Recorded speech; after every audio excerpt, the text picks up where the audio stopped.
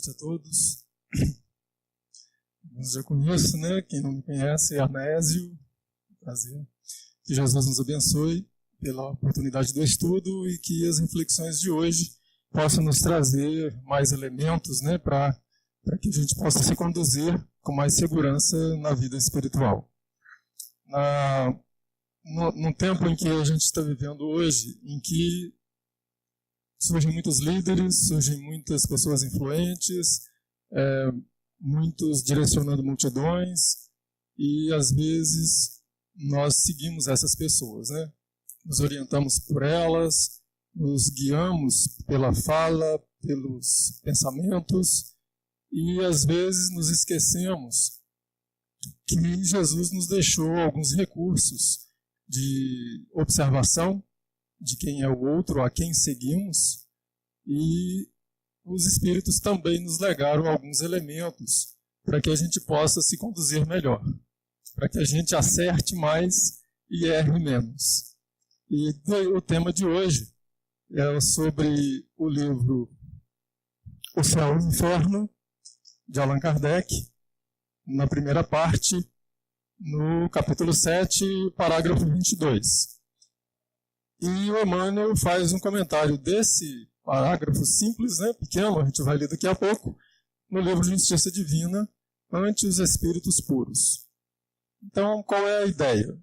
A ideia básica é que, diante de tantos maus exemplos que nós temos no mundo, né, a partir de nós mesmos, quando estamos fugindo às lições que deveríamos viver, e ainda não conseguimos, ainda não damos conta, e que outros, infelizmente, nos seguem, né? Somos pais que nem sempre exemplificamos tão bem diante dos filhos, né? É aqueles que nos ouvem e que nem sempre a nossa palavra é tão esclarecida, é tão clara, é tão, vamos dizer, verdadeira, que possa servir de guia para os ouvidos alheios. Então, mas há momentos em que conseguimos fazer isso, né? Como há aqueles que em momento nenhum parecem fazer isso, em que grande parte das suas vidas está a sua palavra, os seus exemplos, suas atitudes parecem agredir, ferir, maltratar, né? E logicamente que não estariam contribuindo com aquela luz que muitos almejam ver no outro, para que acenda a sua própria. Enquanto não acendemos a nossa, muitas vezes nos miramos naqueles que são luminares, né, na existência. Então, Emmanuel vem trazer para nós essa leitura, convidando-nos a algumas reflexões. Eu gostaria de ler aqui o trecho pequeno do Céu e Inferno, que diz o seguinte no parágrafo 22. Embora a diversidade das penas seja infinita, há as que são inerentes à inferioridade dos espíritos, e cujas consequências, salvo algumas nuances, são quase idênticas. A punição mais imediata, sobretudo entre aqueles que são apegados à vida material, negligenciando o progresso espiritual, consiste na lentidão da separação da alma e do corpo, nas angústias que acompanham a morte e o despertar na outra vida, na duração da perturbação, que pode persistir por meses e anos, entre aqueles, ao contrário, cuja consciência é pura, que em sua vida se identificaram com a vida espiritual e se desligaram das coisas materiais, a separação é rápida, sem abalos, o despertar pacífico e a perturbação quase nenhuma. Bom, muitos aqui já devem ter lido, né, tido acesso à literatura espírita, e nós vemos muitos exemplos, seja nas obras de André Luiz, Kardec, né, quando falam do desencarne. Como é o desencarne de uma alma elevada? Como é a passagem de uma alma sofredora, infeliz, um espírito inferior, né, muito apegado à matéria ainda. Então aqui nós vemos essa observação. É rápida para aqueles que têm a consciência tranquila. É suave, é ameno. Aqueles que o aguardam do outro lado são espíritos amorosos, né, da família, são amigos, enquanto que o outro vão, na outra situação, o espírito impuro, é aquele que quem o aguarda do outro lado, né?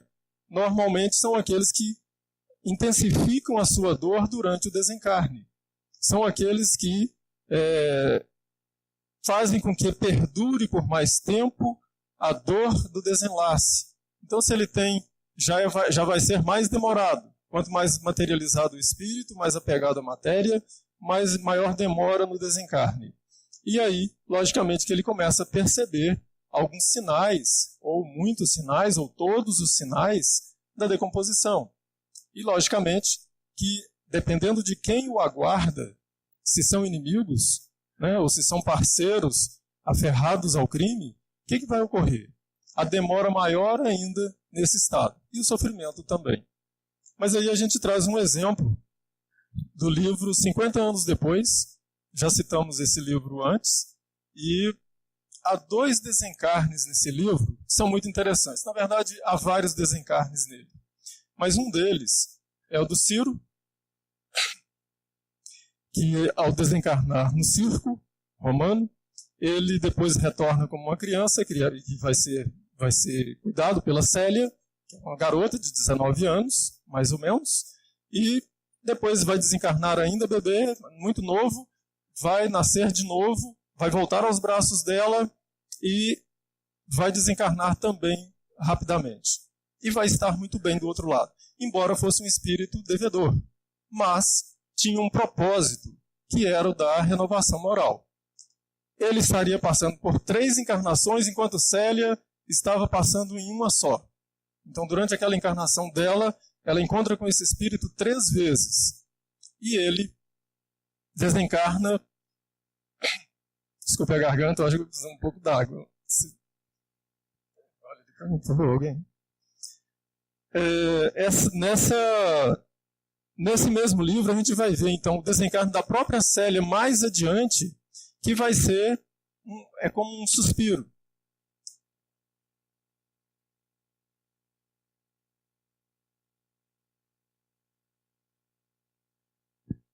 Ela tem um problema pulmonar, daí a pouco ela começa a passar mal, e daí a pouco ela está desencarnando, e quem a recebe do outro lado? Nestório, Ciro, e os familiares, né, e parentes, amigos, e é uma leveza. E a gente lê e se pergunta como pode, né? Mas aquele que é o autor do livro, o próprio Emmanuel, né, que na época, Públio Lentulus, ele que é um senador romano e que estava lá e que poderia interferir nos destinos de Jesus na época, quando da crucificação do Cristo, quando da sua morte na cruz, Emmanuel tinha poder na época, como Públio Lentulus, de fazer alguma intervenção. Não fez. Perdeu a oportunidade e mesmo de se tornar adepto, né, dos ensinamentos do Cristo mais cedo. E isso foi acontecer depois de muito sofrimento lá no final. E quando ele desencarna, o que a gente vai ver no livro? Desculpe. A gente vai ver no momento em que Pompeia, aquela cidade que vai ser soterrada pelas nuvens de fumo, né, de poeira, do vulcão que explode naquele momento, eles vão desencarnar ali, porém o espírito fica preso horas e horas e horas, mesmo depois, com toda a cultura que tinha, com todo o poder que tinha, com toda a sabedoria que ele acumula em torno do Evangelho, mas já nos últimos dias, já cego, já sem a família, já havia perdido muitas pessoas e havia sofrido muito. Ele demora a sair do corpo para que, né, ele avance. Mas com relação a esse momento do desencarne, quanto mais materializado o espírito, mais demorado. Quanto mais leve a alma, mais rápido, né, é a sua passagem. Vamos ver o que o Emmanuel fala no livro Justiça Divina. Espíritos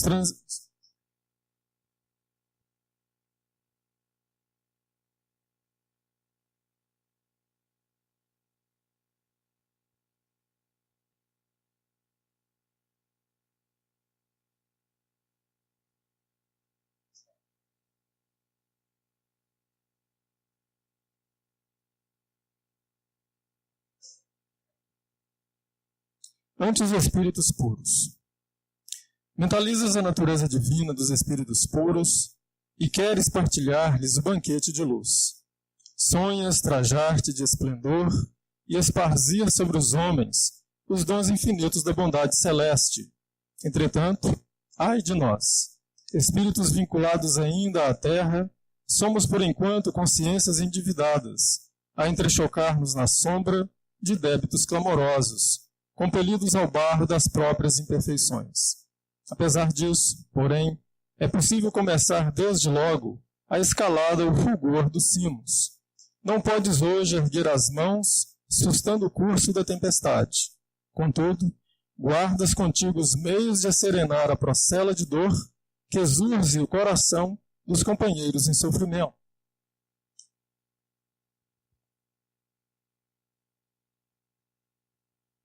Então aqui a gente vai perceber que, apesar de ter o contato com eles, apesar deles nos chamarem à melhoria, ao crescimento e querermos, igualarmos a eles, nem sempre isso é possível.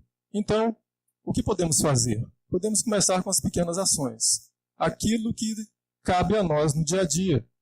O copo d'água fresca, a palavra de desculpas, o recomeço na relação, a caridade que é feita na rua, a atenção à pessoa que lhe procura. São pequeninas coisas e que cada um pode fazer, tornando a vida do outro um pouco melhor. E em seguida, é impossível de um instante para outro transmitir para o mundo as mensagens divinatórias das supremas revelações, papel dos grandes médiuns. No entanto, bastará leve esforço e acenderás o alfabeto em muitos cérebros que tateiam na noite da ignorância. Então, diante de espíritos muito elevados, que vêm com missões, como médiuns, as obras do Chico Xavier e tantos outros, que trazem livros e instruções que maravilham, que nos encantam, que nos chamam a atenção, muitas vezes médiuns iniciantes querem também participar desse trabalho grandioso de orientação da humanidade. Só que, não estando ainda com as faculdades àquele ponto, àquela altura, ainda não estão na sintonia com os planos mais altos, ele pode, pela boa vontade, ser um instrumento daqueles bons espíritos que atuam entre os mais necessitados, sim. Só que de outra forma. Talvez não trazendo grandes revelações, não trazendo grandes obras, mas a palavra amiga, o alfabeto, o ensino, o esclarecimento, um conhecimento que ajuda, que orienta, tudo é possível fazer quando se tem a boa vontade. Diligenciarias debalde agora materializar os entes sublimes da esfera superior, ante os olhos terrestres. Todavia, nada te impede concretizar o caldo reconfortante para os doentes abandonados que esmorecem de fome. Então, materializar os espíritos, como no século XIX, como no século XX, e ainda hoje em alguns centros de estudo, alguns médiuns são capazes disso. Oferecem fluidos o bastante para que isso aconteça. Espíritos que se materializam para curar, para abençoar, para esclarecer, para comprovar a existência após a morte, e alguns gostariam de participar desses grandes trabalhos com a espiritualidade superior. Esses espíritos puros, muitos deles, que vêm à Terra em missão nesses momentos, que se materializa utilizando energias da natureza, do corpo do médium, o ectoplasma, e trazendo a sua mensagem consoladora. No entanto, não estamos impedidos de visitar um doente, de colocar um remédio à mesa, de lembrar do horário do médico, de ceder o automóvel para levar aquele doente que precise. Então, são pequenos cuidados que nós podemos ter no atendimento ao outro e que nos prepara, passo a passo, para que um dia estejamos comungando com essas grandes almas. E aí, na caridade de cada dia, aos poucos, nós estreitamos a sintonia com eles. Na atualidade, resultaria infrutífero qualquer empreendimento de tua parte, no sentido de alimpar o próximo verminado de chagas, pronunciando simples ordem verbal, como Jesus fazia. Ele queria e a lepra desaparecia. Ele queria e a doença ia embora. Né? Ele desejava e a febre da sogra de Pedro se curava, né? Desaparecia a doença. No entanto, contudo, ninguém te furta o ensejo de alentar-lhe a esperança ou lavar-lhe as feridas. Então, se não temos o dom da cura, se não temos o dom de aliviar a dor de imediato de alguém, se não temos um remédio ou dinheiro para socorrer essa pessoa, muitas vezes nós temos pequenos recursos de alívio, de amparo a esses necessitados.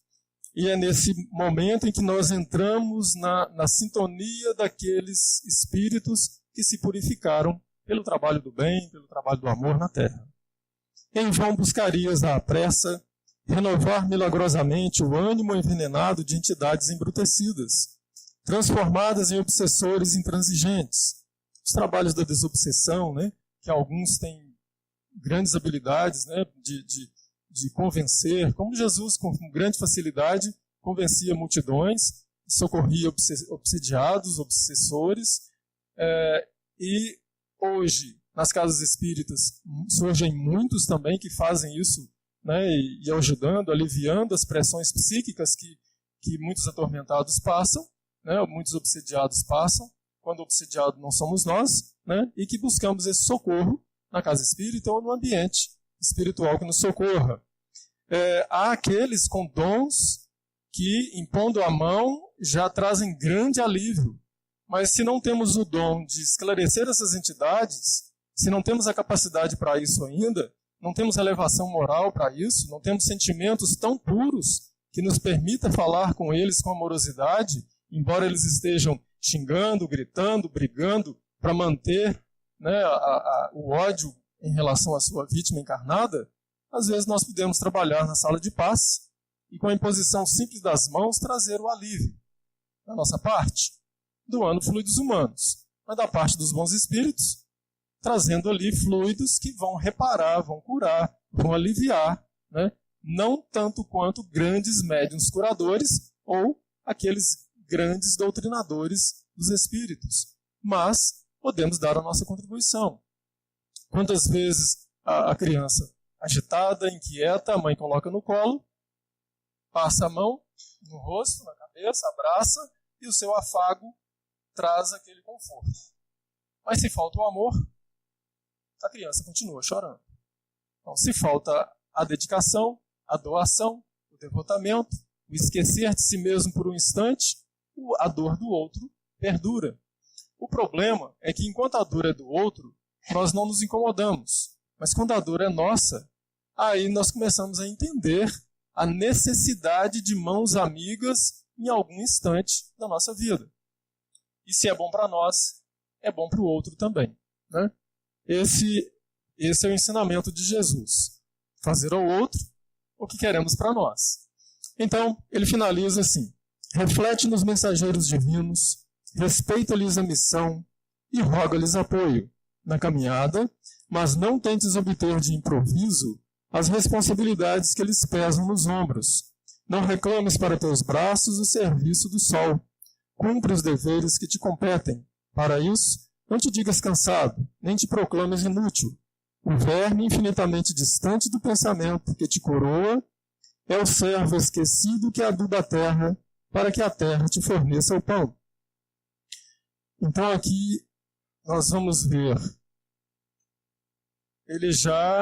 Emmanuel trazendo a comparação do trabalho singelo do verme na terra, possibilitando a todos nós, né, o alimento, o sulcar da terra, né, o arejar a terra, o hidratar a terra por esse trabalho de milhares e milhares, milhões de seres minúsculos e que estão ali no seu trabalho de preparo, né, e que crescem, juntamente por esse trabalho, crescem para que um dia, né, pela grande linha da evolução dos seres, né, lá minúsculos ainda, chegando até, né, aos animais superiores e até a fase hominal que nos encontramos, de posse do raciocínio, da liberdade de pensamento, da palavra, das faculdades superiores.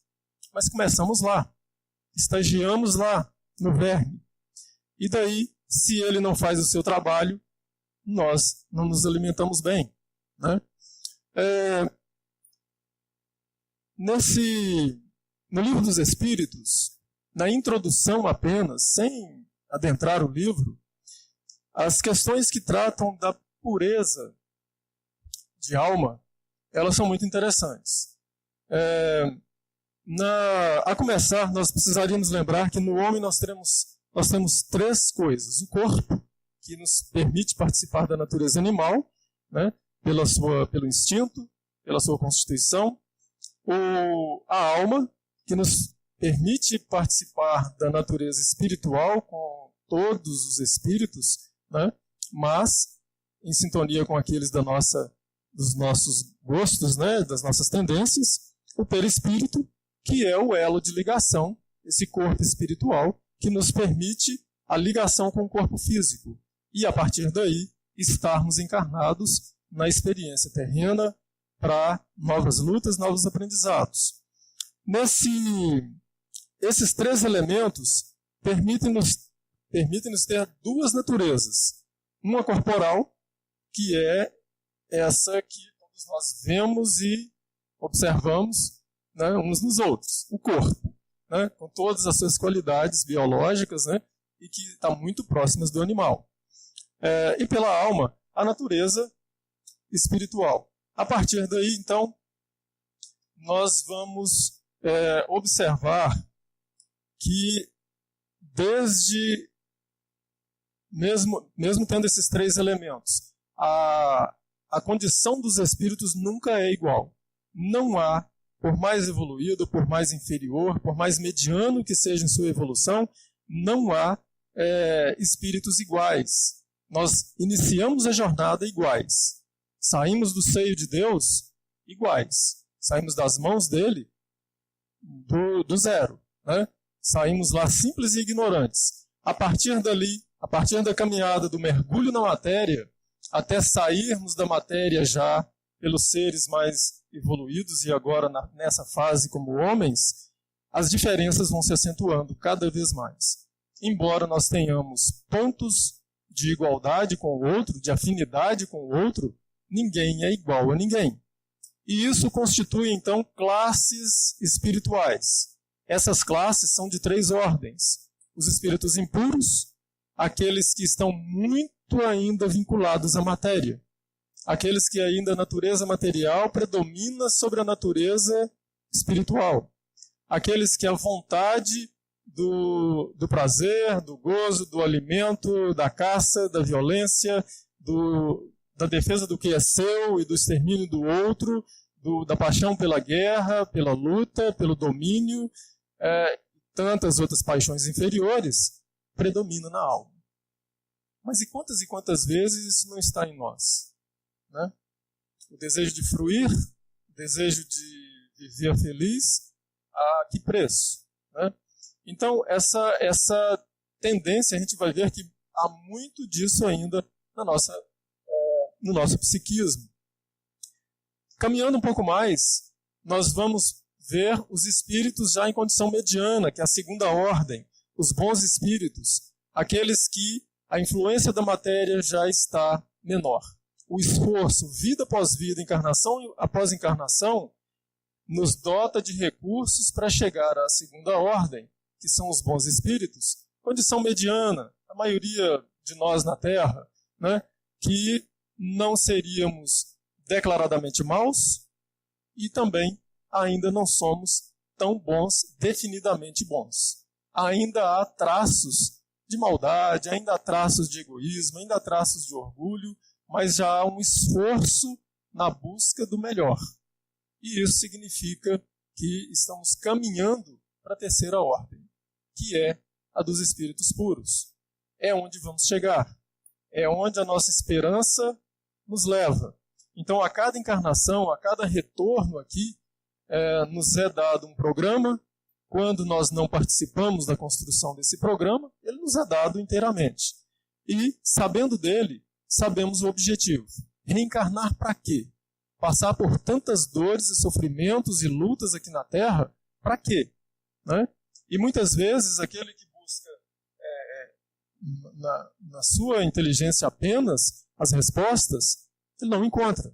Mas o seu espírito, se silenciar um pouco o barulho que está aqui dentro, a gente acaba ouvindo as respostas do porquê estamos aqui, porquê estamos passando por tais e tais provas, por tais e tais lutas, né? Pela solidão, pelo desencanto, pelo desemprego, pelas dificuldades em realização emocional, realização profissional, por que a casa própria está tão difícil, né, de se conseguir, porque perdi tudo de uma vez, né? Porque a pessoa foi embora, aquela que eu amo, porque partiu, porque desencarnou, aquela que era a luz da minha vida. Então, cada um tem as suas dores. Mas por quê? Elas fazem parte da condição humana ainda, que é a nossa inferioridade. Uma vez que aceitamos isso, nós vamos observar que nós somos, segundo os Espíritos, criadores da nossa própria realidade. Ora, mas não dá para suportar todas as dores de uma vez. Embora lá no Evangelho está escrito assim, o trigo, quando é colhido, ele é ajuntado em feixes, né? E a colheita é feita, então, em feixes. Significa o quê? Que a dor, ela nunca vem sozinha. Ela vem também em feixes, né? Vem uma, vem outra, e isso é prova, isso é teste. Teste de quê? De capacidade. Capacidade do espírito. Então não somos pobres, coitados, miseráveis na terra, né? Desiludidos da vida, desesperançados. Não somos. Nós somos espíritos que, ao abraçar a encarnação, tivemos coragem de vir. Ora, coragem para passar pela infância, coragem para passar pela adolescência, e todos nós sabemos o que é a adolescência, né? Coragem para passar pela juventude, fazer escolhas que não nos permitam arrependimentos na velhice, né? São desafios enormes. As lutas da vida adulta, e alguns já começam muito cedo essas lutas, né? Da sobrevivência, as lutas morais, a tentação, vencer provas difíceis, cada um sabe de si. Por quê? Porque tivemos a coragem de nascer, a coragem de vir. Agora, por que o desalento quando chegamos aqui? Porque a dúvida em relação a Deus quando estamos aqui. Então, o que vai demonstrar com essas atitudes, né, de desânimo, descrença, muito questionamento, a ausência da luz em nós, é a nossa proximidade da matéria. A matéria ainda torna o nosso espírito muito próximo do magnetismo terreno, de onde viemos, e muito próximo dos espíritos imperfeitos, né? E talvez essa proximidade torna mais difícil a prova. Mas se vencemos, se nos propomos continuar, o que vamos fazer? Nós vamos nos desligando desses liames, dessas correntes com o passado, ainda denso, para caminhar para uma região interna de mais luz, de mais leveza, de mais paz, de mais construção. Mas quem faz isso sem cumprir o dever? O nosso desejo, quando as coisas estão difíceis, às vezes é abandonar tudo, é escolher o caminho mais fácil. E os Espíritos vêm nos dizer, a liberdade é conquistada pelo fiel cumprimento dos deveres. É duro? É. Mas a sensação de quem experimenta o fiel cumprimento do dever, sem abandonar aqueles a quem ele deve. Deve respeito, deve trabalho, deve obrigações, deve se comprometer em estar com eles todo o tempo, né, necessário nessa encarnação. O que vai acontecer? Essas pessoas experimentam paz, consciência tranquila. E ao final, quando experimentam isso, experimentam leveza de alma. E a leveza de alma significa pureza. Nós estamos desmaterializando não o corpo, né, mas o perispírito. O que é o perispírito? O perispírito ele é o resultado da força eletromagnética que todo espírito tem e que gera em torno de si, há um campo magnético em torno de si e que agrega matéria sutil, essa matéria que não vemos. Ora, por que algumas pessoas causam sensação agradável? porque elas agregam matéria sutil, refinada, em torno do seu perispírito. Alimentam bons pensamentos, alimentam bons sentimentos, não querem o mal do outro, pensam o melhor, né? E não estão preocupados com o que o outro está fazendo de mal. Está preocupado, sim, em fazer o bem, em deixar o mal para trás, em perdoar, em esquecer o mal e seguir adiante. Porque já experimentaram e sentem que, quando fazem isso, experimentam leveza de alma. Podem dormir tranquilos. E cada um de nós sabe muito bem o que é leveza de alma. O que é você caminhar e saber que fez o melhor que você podia. Pode não ser o ideal, né?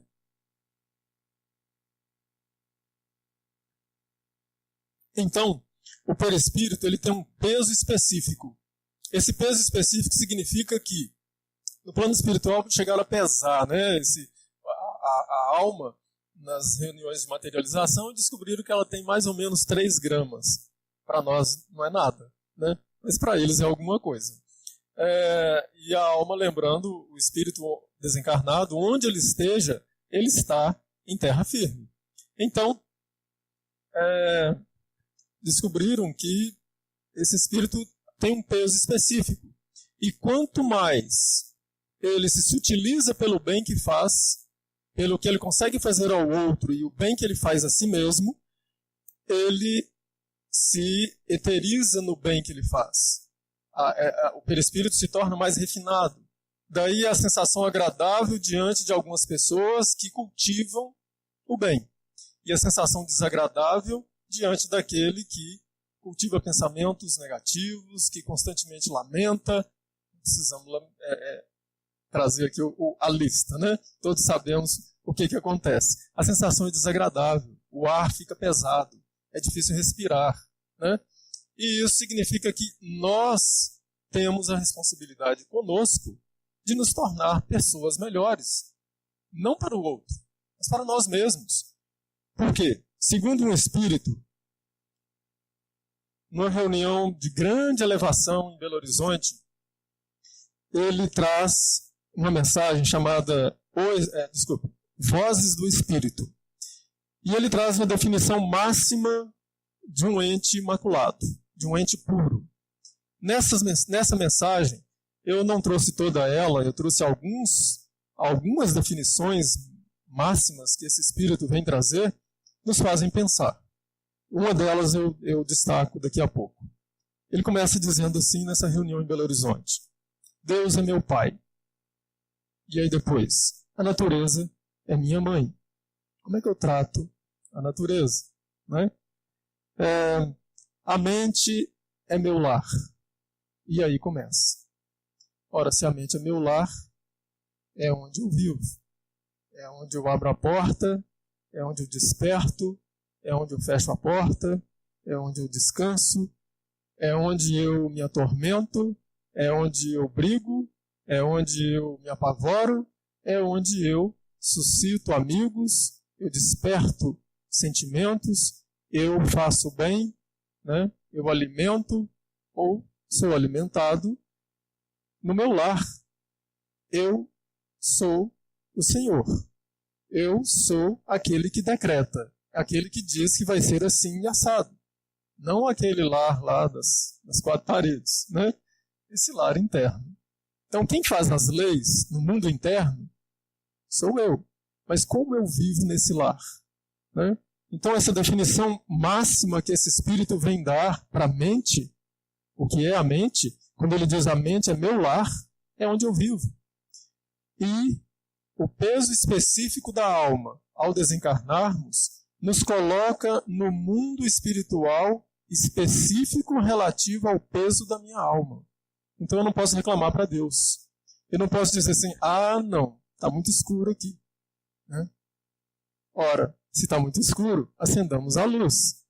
E em várias mensagens os Espíritos dizem, para acender a luz, Jesus já falava, brilha a vossa luz. Ora, mas que luz é essa? A luz do perdão, a luz do bem, a luz da paz, a luz do silêncio, a luz do pensamento educado. São coisas muito simples e que às vezes a gente acha que um espírito puro é grandioso, tão grande que é inacessível, é impossível fazer algo parecido com o que ele faz. E não é. Ele também começou aos poucos. Então, quando esse Espírito define que a mente é meu lar, nos traz a grande responsabilidade da higiene interna, da higiene dos pensamentos, da escolha do que eu sinto, né, de como eu começo o dia, como é que vai ser, do que eu falo, né, porque antes da palavra chegar ao outro, ela já foi gerada em mim, já gerou todo um magnetismo dentro de mim. Né, as consequências dentro de mim já estão presentes quando eu externo a palavra que chega no ouvido alheio. O desafio da pureza não é para o outro, é para mim. Né? Sou eu que preciso fazer isso, essa faxina interna todos os dias. E aí, quantas vezes nos lembramos da oração da manhã para fazer a faxina da noite, não sabemos por onde fomos, né? As nossas simpatias e os nossos afins com quem encontramos, o que fomos fazer. De vez em quando vem uns sonhos e a gente se assusta, né? Não era eu que estava lá, né? Mas era assim. Tenhamos consciência, paremos um pouquinho e ouçamos a consciência. Onde é que estávamos à noite? Como é que acordamos? Né? E a partir daí a oração é que vai fazer essa faxina. Ao dormir, né? Outra faxina. A limpeza daqueles pensamentos negativos do dia, das experiências difíceis, dos choques, né, energéticos no convívio com o outro, que nem sempre são agradáveis, outros muito agradáveis, né, que nos convidam a reflexões mais sublimadas, né, que nos despertam sentimentos, nos despertam estados mentais de alegria, né, de estímulo, de esperança. Ótimo. Mas quando não há isso, de novo a faxina, a limpeza dos pensamentos. Então, ele continua. O coração é meu templo. E aí, em que templo é esse? Se eu oro nele, né? Se eu entro para esse templo para fazer as minhas orações. A verdade é meu culto. A gente vai ver a força da verdade no próprio Cristo, quando ele diz que ele é a verdade, o caminho e a vida. A verdade, Gandhi, na Índia, quando ele começa a cultivar a verdade para que acumule forças para alcançar a libertação do seu país sem guerra. E consegue fazer isso. O amor é minha lei. E aí, novamente, a escolha. Que lei eu estabeleço no meu lar, no meu reino interno, né? Aqui dentro, que lei eu escolho? A da violência? Né? Do desânimo, da tristeza, da raiva, do ódio? Né? Ou da tolerância, da paz, da serenidade? Né? O país está passando por um momento em que, mais do que nunca, as leis parecem que não servem a todos. E tem hora que leis que são estranhas ao bem do próprio ser humano são lançadas por alguns países, às vezes no nosso próprio, e que você vê as consequências e que são terríveis. Nesses tempos, a lei interna é a lei do Cristo, é a lei do Evangelho. Então, se lembramos disso, a dificuldade que temos em manter um princípio, né? Não, a partir de hoje eu não quero mais isso na minha vida, eu estabeleço esse princípio como base para eu me guiar. Eu consigo manter isso por quantas horas? Por quantos minutos? Né? Eu consigo chegar até o final do dia sendo fiel, né, a esse princípio estabelecido, a essa norma que eu estabeleci para mim, não estou falando para o outro, para mim. Né? E aí vamos ver a dificuldade de um país colocar normas e leis que são condizentes com o Evangelho, com o bem do ser humano, para todos. Né? As dificuldades lá são as dificuldades aqui dentro que nós enfrentamos. E o que os Espíritos dizem? Governantes refletem a sociedade na qual vivem. Então, quando nós, individualmente, em grupo, em família, nos grupos, conseguimos estabelecer normas, regras, né, princípios, ordenações internas, leis internas, que nos tragam saúde, paz e harmonia, ora, isso significa que o mundo, então, vai começar a mudar. Né? Cobrar do outro, nós já sabemos fazer. mas cobrar de si mesmo, não com tirania, não se culpando, mas se dando a oportunidade de começar de novo. Porque todo mundo erra, né? Todo mundo começa e às vezes não termina, né? A gente começa e aí amanhã já não é mais a mesma coisa, já queremos outra coisa, né? E por isso o princípio muda. Aquilo que era bom ontem, hoje, por algum interesse pessoal, eu abri mão e colho as consequências e depois eu volto lá atrás. Não, vamos começar de novo. Ora, um país é assim, os indivíduos são assim, as coletividades são assim. As provas individuais nos depuram da materialidade, as provas coletivas também. Há momentos que as provas são de família, há momentos que as dores são individuais, há momentos que as provas são de uma nação inteira e há momentos que as provas são de um planeta inteiro. Nós estamos entrando num tempo de transição em que algumas provas são planetárias e outras são nacionais, vamos dizer assim, né?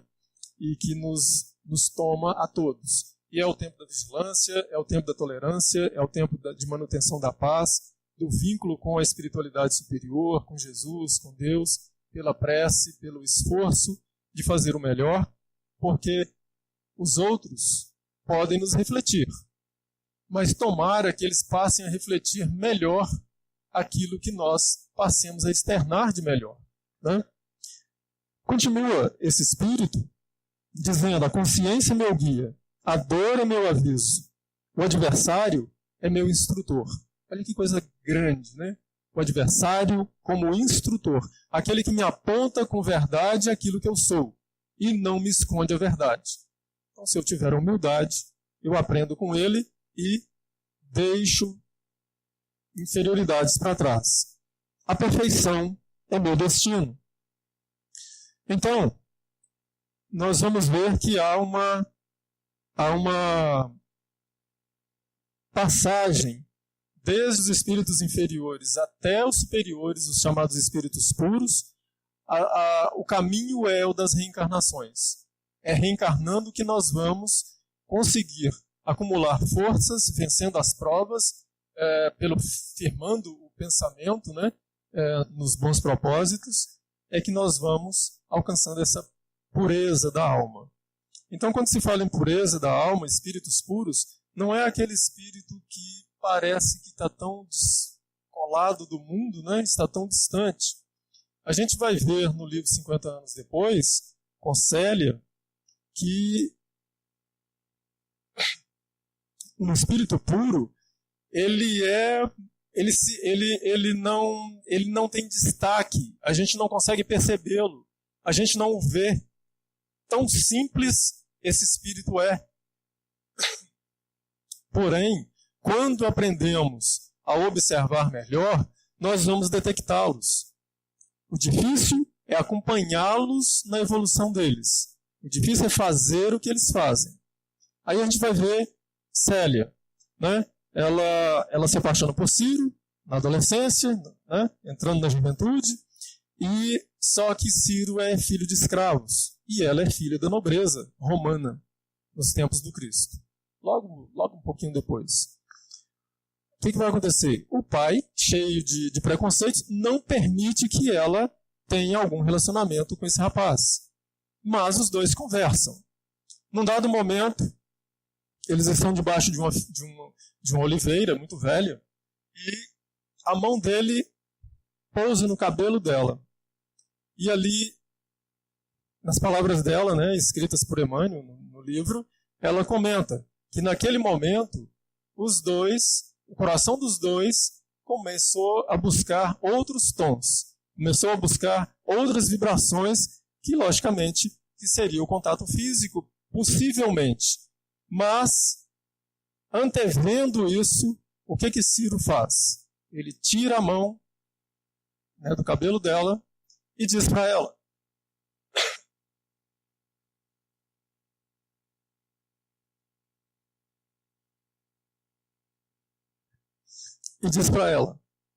que eles não tinham o direito ainda de usufruir de qualquer alegria na Terra.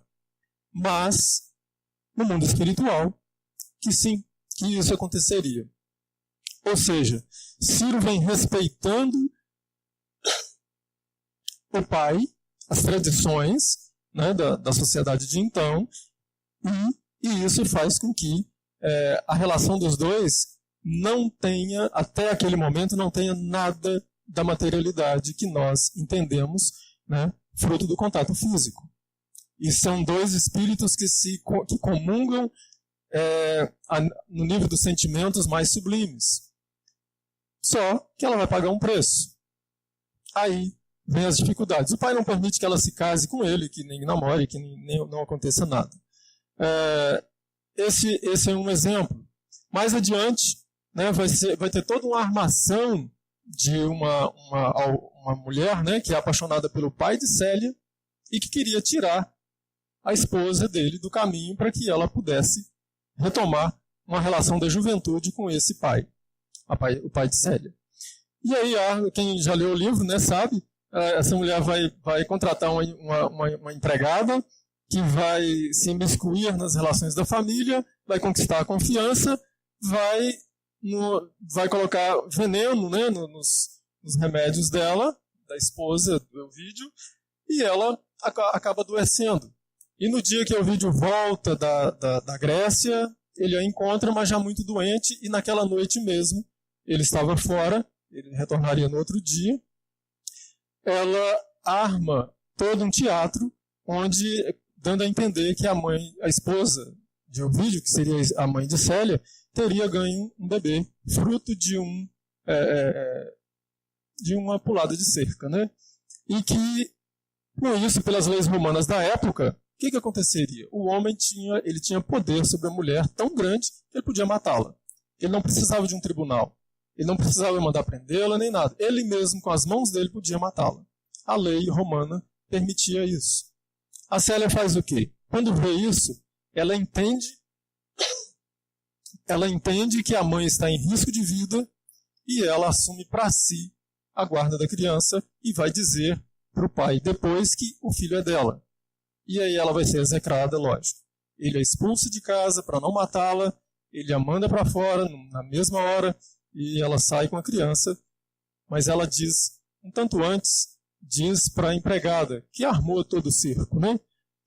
Vai dizer para a empregada, minha mãe é honesta e pura. E aí com esse comentário,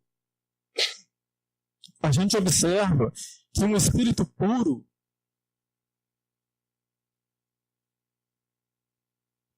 ele dá os seus exemplos no dia a dia. Ele não vem com grandes missões. Alguns até vêm, né? Mas a maioria deles vem com missões singelas, simples, no dia a dia, no lar, no interior da casa, no ambiente de trabalho. E aí se confundem, mostrando a sua grandeza, que aos olhos de muitos é loucura. Lá na frente a história se deslinda e aí vão descobrir, desculpa a tosse, vão descobrir que ela não tinha culpa nenhuma, né, e que ela acabou salvando a mãe. Mas aí a mãe já tinha morrido, depois o pai também, e ela também desencarna, né, e já comentamos o desencarne dela. Mas as atitudes do espírito puro é de uma leveza, de uma grandeza tão grande que nos escapa a avaliação. Nós imaginamos, ao ver, que é quase que impossível agir dessa maneira. Bom, ainda na introdução do Livro dos Espíritos, nós vamos encontrar o seguinte. A distinção dos bons e dos maus espíritos se dá entre os espíritos puros e os inferiores.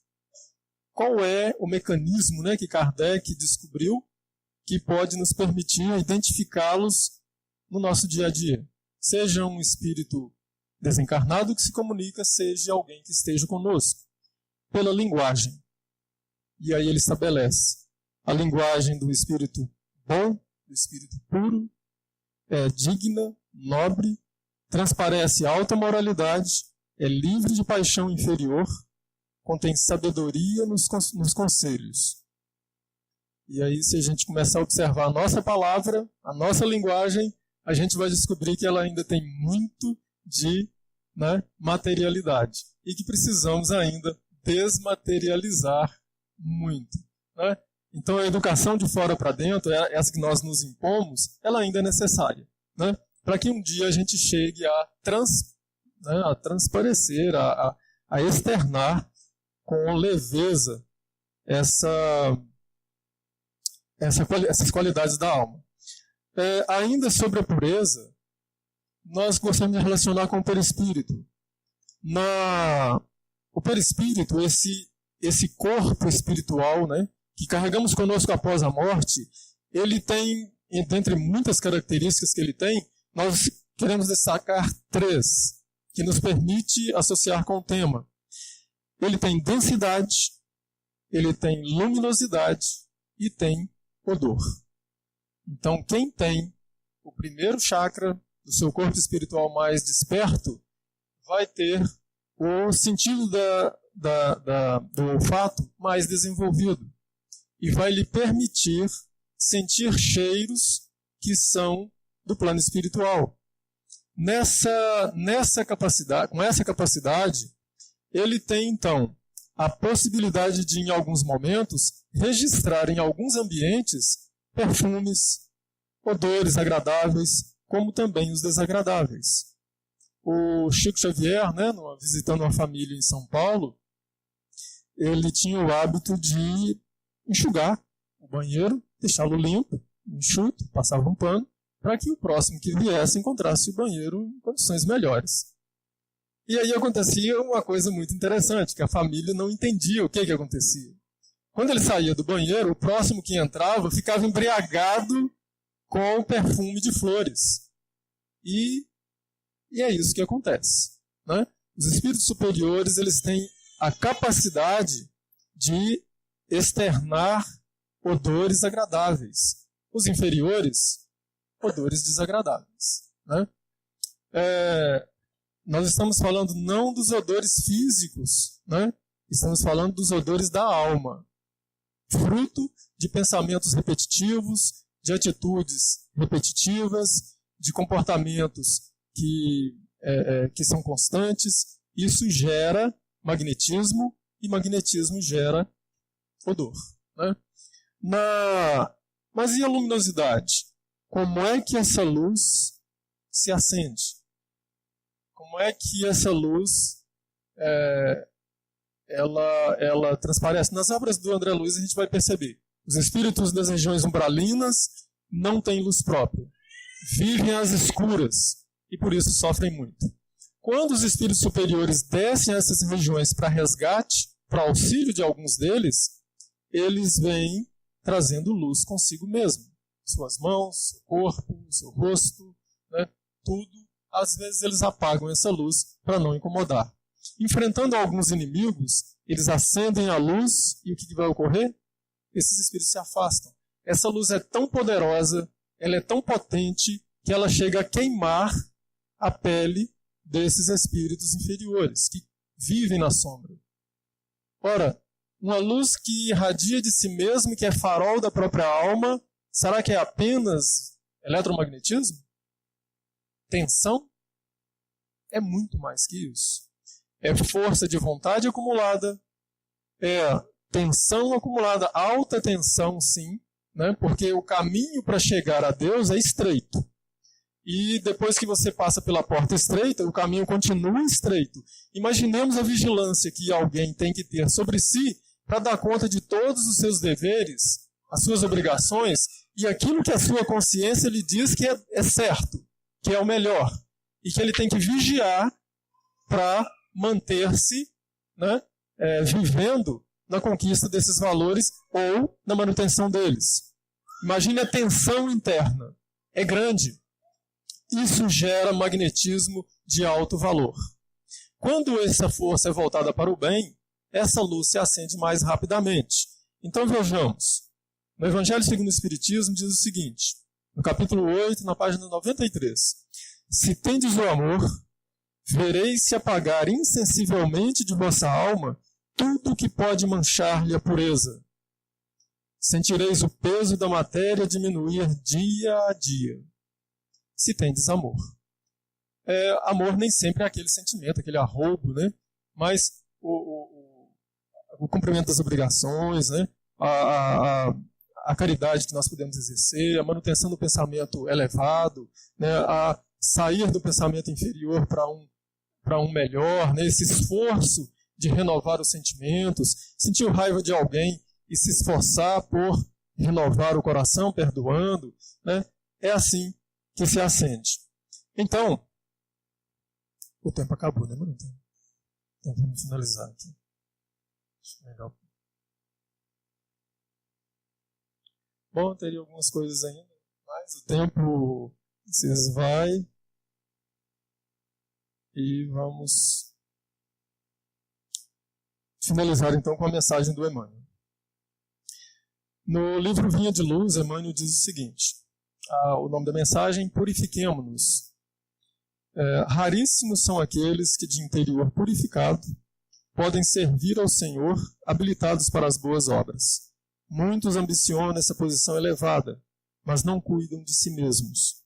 Porém, em coisa alguma se esforçam por se libertarem das paixões baixas.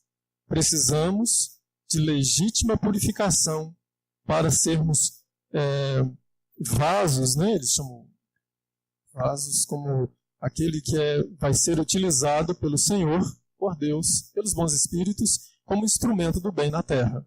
Legítima purificação, significando que não é aquela pureza de um dia, né, o esforço de buscar na alimentação, mudar a alimentação, porque o corpo vai ficar puro, vai ficar limpo. Fica, né? Só que não basta limpar o corpo, tem que limpar também a alma. E aí, né, os cuidados com esse corpo para que ele esteja forte e saudável. É bom? Sim, é bom para os trabalhos da alma. Mas o que eu faço? Né? Eu utilizo esse corpo bem cuidado, bem nutrido, limpo muitas vezes. Para quê?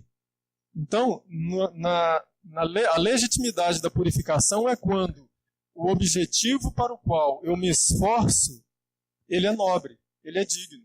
Ele vai me trazer serenidade, ele vai me permitir chegar ao fim dos meus dias, à velhice, mais leve, com leveza, com consciência tranquila, em paz, de ter feito o bem possível. E esse esforço legítimo é que Emmanuel vem nos convidar para que, diante dos espíritos puros, a gente não fique invejando e achando que é impossível, mas é possível imitá-los, é possível aprender com eles, e eles têm grande prazer de estar conosco, a cada um que eles percebem que está se esforçando para acender a própria luz. Luz que nos desmaterializa e que nos